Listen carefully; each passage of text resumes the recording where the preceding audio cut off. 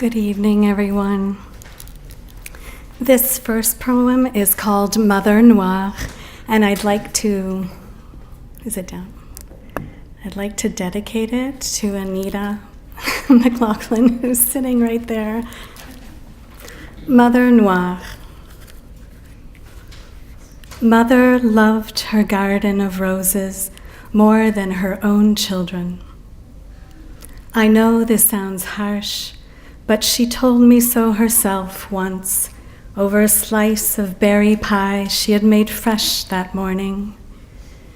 She may have been at the end of her rope to say such a thing, but there was no hint of irony, no rancor, no apology, just the simple fact of her maternal ambivalence.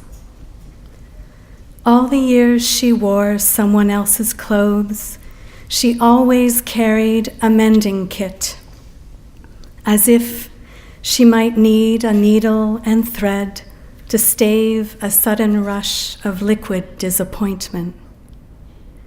I think eventually she made peace with her life, though I suppose gray isn't a natural skin color.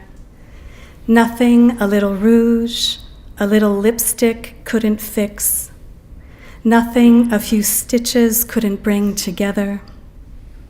Healing just never seemed likely, nor suffering for that matter. Perhaps it was that she became comfortable with her own absence.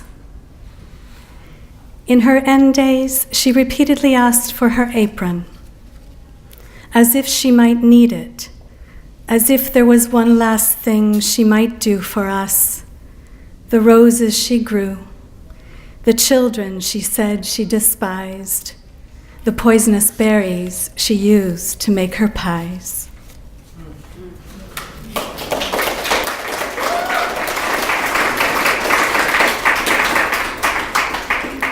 And this last poem is entitled Her Name is Courage, poem in 2 parts for my mother.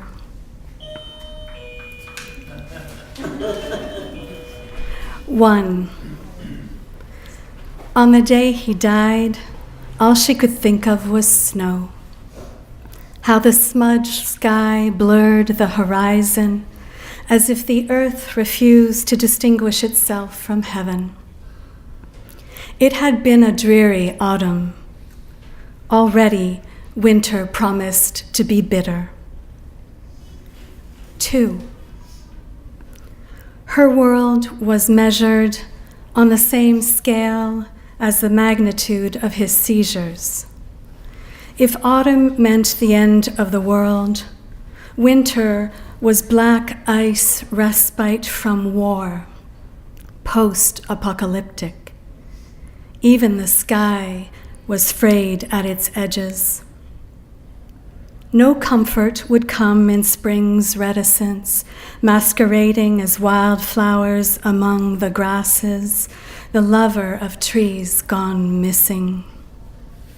By the time summer arrived, it was clear he could not hear her.